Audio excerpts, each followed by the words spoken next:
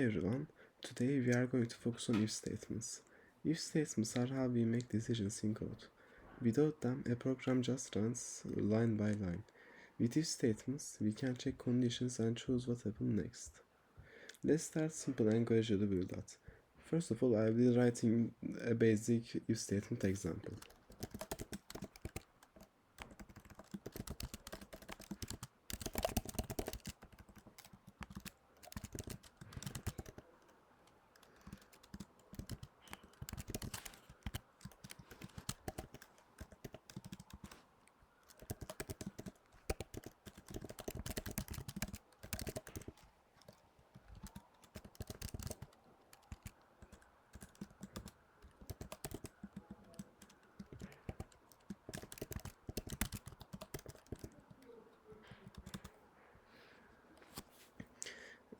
In this example, I have a variable age set to 18. This line checks if the age is bigger than or equal to 18. If that's true, Python runs the code under if. In this case, you are an adult. Let's just check that real quick. Yes. If this false, it jumps to else. And it would write you are a minor. Let's just change it to 16 to see whether that's true or not. Yes. So remember, if the condition is either true or if condition is either true or false, and only one block lands. I'll be writing another example to see more functions of if statements.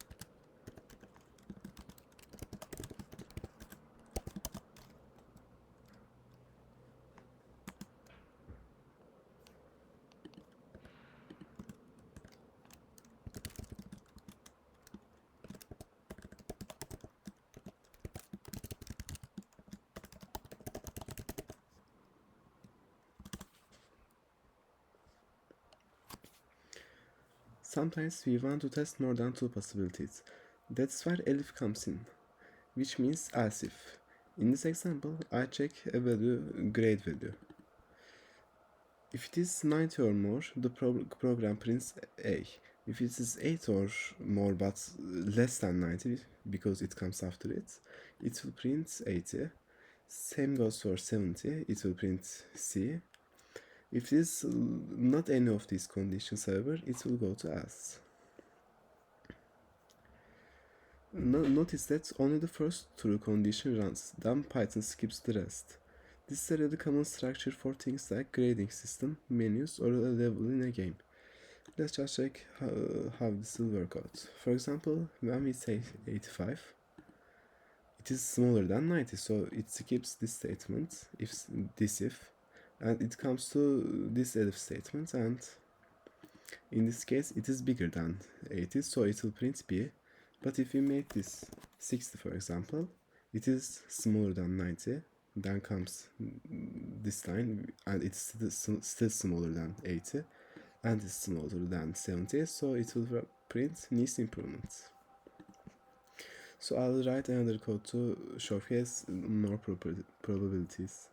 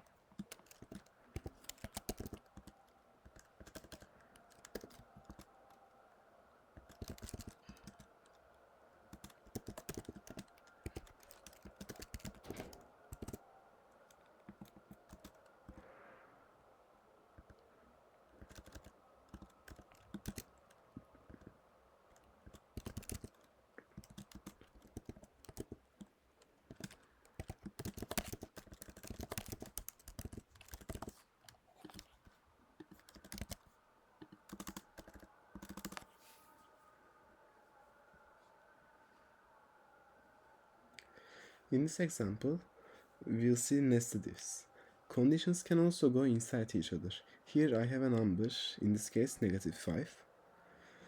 First I check if it is greater than or equal to 0. Inside that block I check again if it is equal to 0, and otherwise I print it is positive.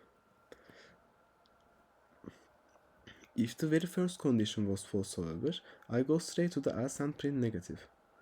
Let's just test this really quick. For example, the number is -5, and it goes to see whether it is bigger than or equal to 0. In this case it is not, so it will just say it is negative. If it was just 5, it checks whether it is bigger than 0 or not, and in this case it is. And is it equal to 0? No, so it will be positive. And 0 would just give 0, because it is bigger than or equal to 0, and it is equal to 0.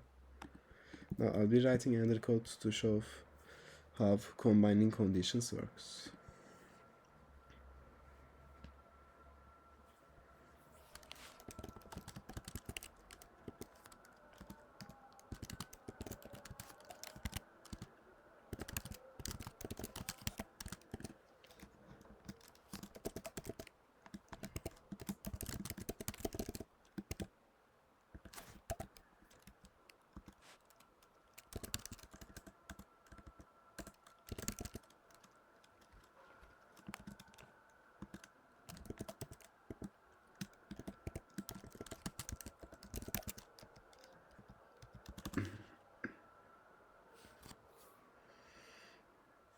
Another important trick is combining conditions with and or. For example, if the temperature is greater than 20 and less than 30, I print nice weather. Both parts must be true for the whole if to run. If either port is false, it goes to the else. Let's just see that real quick. For example, 25 is both bigger than 20 and less than 30, so it will say nice weather. But if it was 40, for example, it is still bigger than 20, but now it is not smaller than 30. So it says not ideal. With or, only one side needs to be true. So if you want to check whether a number is either negative or 0, you can do that in one condition. These connectors make if statements much more powerful. For example, with or, even 40 will work because it is bigger than 20 but smaller than 30. It is not smaller than 30, but only one of them being true is enough. Now I'll be writing another code to make a quick practice example.